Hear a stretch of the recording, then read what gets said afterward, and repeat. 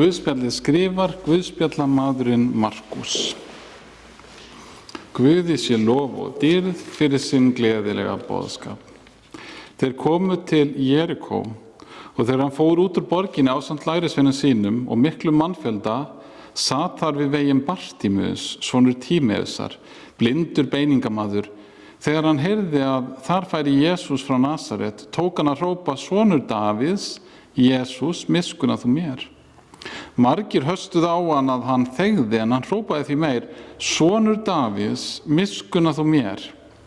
Jesús nam staðar og sagði: kallið á hann. Þeir kalla á blindamanninn og segja við hann: vertu hughraustur, stattu upp, hann kallar á þig. Hann kastaði frá sér yfirhöfn sinni og spratt á fætur og kom til Jesú. Jesús spurði hann: hvað viltu að ég geri fyrir þig? Blindimaðurinn svaraði honum: rabbúni, að ég fái aftur sjón. Jesús sagði við hann: far þú, trú þín hefur bjargað þér. Jafnskjótt fékk hann sjónina og fylgdi honum á ferðinni. Þannig hljóðar hið heilaga Guðspjall, lof sé þér Kristur. I was blind but now I see er sungið í þekktum sálmi. Bartímeus frá Jesús var blindur en sá þó. Augu hans voru döpruð eins og stundum sagt, en hjarta hans skildi hver það var sem kom gangandi á veginum, og hann hrópaði: sonur Davíðs, Jesús, miskunnaðu mér. Þetta saga sem á sér stað við borgina Jerikó, sem síðasta stopp gyðinga á pílagrimsleiðinni upp til Jerúsalem, þar sem farið náttúrulega 3 á ári, meðal annars við páska sem voru að nálgast hér. Og Jesús átti eftir að fara þarna framhjá og síðan upp til Jerúsalem, og þar átti fagnandi mannfjöldin eftir að taka við honum þessa páska á pálmasunnudegi. Og þá var það ekki bara einn betlari sem hrópaði: sonur Davíðs, sem hann reyndar var beðinn að gera ekki, hann var beðinn að hafa hljótt sig. Heldur var það þá heil mannþröng sem hrópaði, og orðin voru kannski pínlítið fleiri, en þau voru að mörgu leyti hin sömu. Hósíanna, syni Davíðs, blessaður sé sá sem kemur í nafni drottins, Hósíanna í hæstum hæðum. Og sem sagt, þessi Bartímeus hann hrópar miskunnaðu, sem ef við þýðum það yfir íslensku, en Hósíanna hebreskan sem þýðir í raun og veru það sama, og leison gríska. Þannig að þeir eru að hljópa líka: miskunna þú oss, sonur Davíðs, akkurat eins og þessi Bartímeus gerir. Hann hafði sem sagt ekki hljótt sig, eins og hann beðinn að gera. Mannþröngin hafði ekki hljótt sig, eins og hún reyndar var líka beðinn að gera af fariseuum, og kirkjan hefur ekki hljótt sig, þótt hún sé líka stundum beðinn að gera það. Allt frá þessum tíma hefur nefnilega kirkjan sungið og endurtekið í sinni guðþjónustu, rétt eins og við gerum líka í dag. Í messunni, þegar við syngjum það sama: sonur Davíðs, Jesús, miskunna þú oss, og við syngjum Hósíanna, syni Davíðs líka: sonur Davíðs, hjálpa þú oss, eða bjarga þú oss. En fyrstur til þess að hrópa þessi orð var sem sagt þessi betlari frá Jerikó. Kannski mætti segja þannig að sáiðar sem blindur en þó sjáandi hrópi fyrsta hrópið í þessu tilviki. Allt í lagi, við skulum skoða aðstæðurnar pínulítið. Hvað að gerast hérna? Þessi saga, hún byrjar í nágrenni við þessa borg, Jerikó, sem stóð við vatnsvin rétt norðan við Dauðahafið. Og hún, í gegnum söguna hefur hún staðið á svolítið meir en einum stað. Hún byrjaði að standa upp á svolítið hæð þegar Ísraels fólk kom þarna fyrst.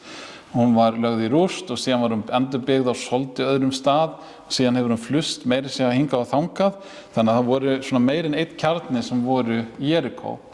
Og það kannski ástæðan fyrir því að hér talið að sé að nálgast borgina Jerikó, en annar staðar talið að hann hafi verið á leiðinu út úr borginni Jerikó. Hvort tveggja getur sem sagt verið rétt á sama tíma, vegna þess að voru fleiri kjarnar. En Ísraels þjóð átti sem sagt að fara upp til Jerúsalem 3 ári, og var þá flestir gengu þessa leið meðfram þessum Jórdan dal eða ofan í honum, og komu þá fram hjá borginni Jerikó. Það þýddi að þessi borg var á mjög góðum stað til þess að græða góðan skilding.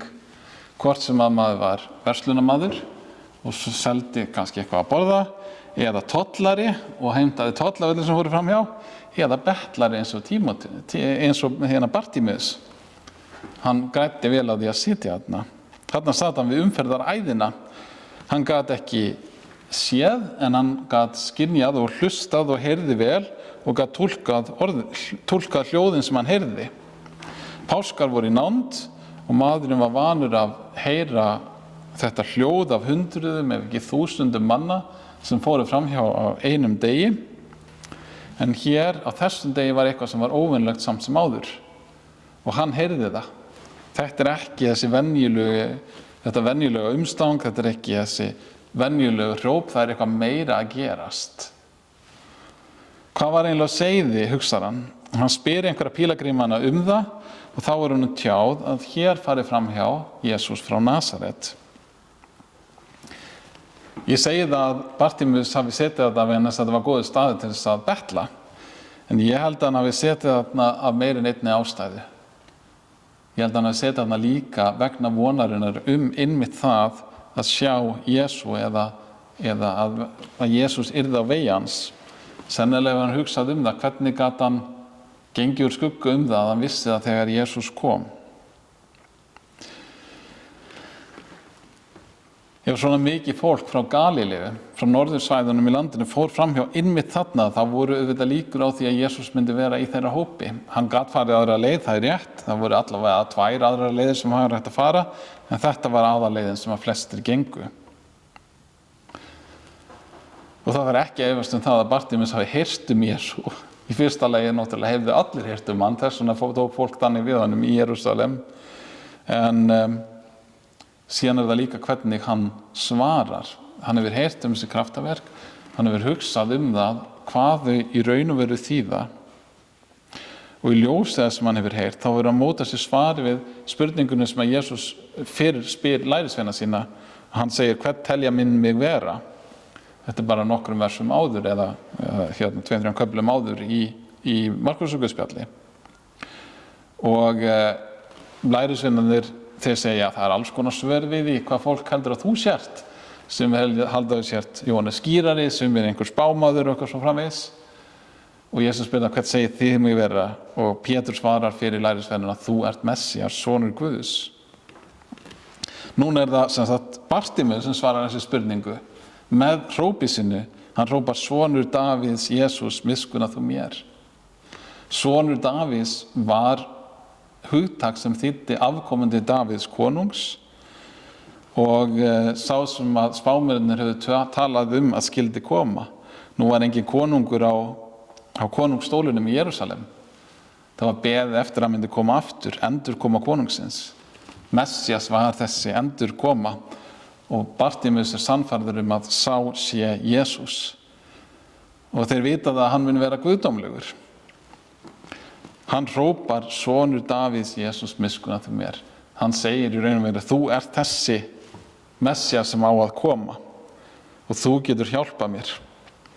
Og þegar fólkum fannst honum vera sér til skammar, þá hrópaði hann bara því mun meir, sonur Davíðs, miskunna þú mér. Og ég held að Bartímeus geti þannig verið fyrirmynd fyrir okkur. Í fyrsta lagi hversu opið og djarft hann játar nafn Jesú. Í öðru lagi hann gefst ekki upp og í þriðja lagi að hann biður hjálp Jesú það til hann fær hjálpina. Bartímeus ætlaði ekki að sóa tíma sínum eitt einasta augnablik. Jesús átti að taka eftir honum og heyra bæn hans. Hann hrópaði bara aftur og aftur þar til heyrt var í honum. Hans tími hlaut að vera kominn núna. Þannig hugsaði hann. Í biblíulestri fyrir jól þá vorum að fara í gegnum Lúkasarguðspjall 11. kafla og þá lásum við söguna á því þegar Jesús kennir lærisveinum sínum að biðja. Þá segir hann dæmissögu sem að minnir svolítið á hegðun Bartímeusar hér. Því Bartímeus lætur ekkert hindra sig og leitar þangað sem að hjálpina að finna. En dæmissagan sem Jesús segir svona: nú á einhver yðar vin og fer til hans miðnætti og segir við hann: vinur, lánaðu mér 3 brauð, því að vinur minn komin til mín úr ferð og ég hef ekkert að bera á borð fyrir hann. Myndi hinn þá svara inni: ger mér ekki ónæði Það búið að loka dyrunum og börn mín og ég eru komin í rúmið. Ég get ekkert farið á fætur að fá þér brauð. Ég segi þér, þótt að hann fari ekki á fætur og fá honum brauð vegna vinfengs þeirra, þá fer hann samt fram úr, sakir áleitni hans og fær honum eins mörg og hann þarf. Og ég segi þér, biðjið og yður mun gefast, leitið og þér munið finna, kníið á og fyrir yður mun upp lokið verða. Þessi maður í dæmisögu Jesú sem að bera dyrum, hann fer til nágrannans vegna þess að hann veit að þessi nágranni getur hjálpa honum. Og hann lætur það ekki hindra sig að hann veldur þessum náunga sínum óneitanlega smávægilegu ónæði. Bænans mikilvæg, hann þarf þessi brauð til þess að bera á borð fyrir vin sinn. Eins hrópar Bartimeus á Jesú vegna þess að hann veit að Jesús er sonur Davíðs, Messias, og þess vegna getur hann hjálpað. Þetta er ekki ósvipað í þegar við endum bæn Drottins, Faðir vor, á því að segja, þitt er ríkið, mátturinn og dýrðin. Það þýðir, þú hefur vald og allt sem til þarf til að svara bænum okkar. Þú átt allt ríkið, þú átt allan mátt, þú hefur allt vald. Það er það sem við erum að segja. Jesús hefur ekki bara heitið því að heyra bæn Bartimeusar eins og hann nú þegar hefur gert, heldur hefur hann heitið að heyra okkar bænir. Og það ætti að vera hvatning til okkar í okkar bænalífi að hrópa til Drottins eins og Bartimeus gerði. Og láta ekkert stoppa okkur, heldur brjótast gegnum það sem hindrar okkur. Kæra okkur kollóttum þá sem segja að við eigum að hafa hljótt okkur og vera ekki með svona mikið læti. Rétt eins og Bartimeus vitum við í fyrsta lagi hver Jesús er, í öðru lagi að hann getur hjálpað. Og kannski getum við jafnvel nota sömu orðin sem að Bartimeus gerir. Drottin Jesús, sonur Davíðs, miskunna þú mér. Kannski er það stutt bæn sem við getum lært og nýtt okkur og kannski núna í föstunni jafnvel að venja okkur á þessu orð þannig að sé okkur töm líka þegar lífið er erfitt og allt gengur á móti okkur og við höfum enga orku til þess að liggja lengi í bænum, þá höfum við orð sem við getum bara gripið til. Þetta ætti að vera þjálfað viðbragð, jafnvel þegar við vitum ekki einu sinni hvað við eigum að biðja því Jesús veit það nú þegar. Dýrð sé Guði Föður Syni og Heilögum Anda, sem var í upphafi er enn og verða mun aldir alda. Amen. Við skulum játa saman okkar heilögu trú.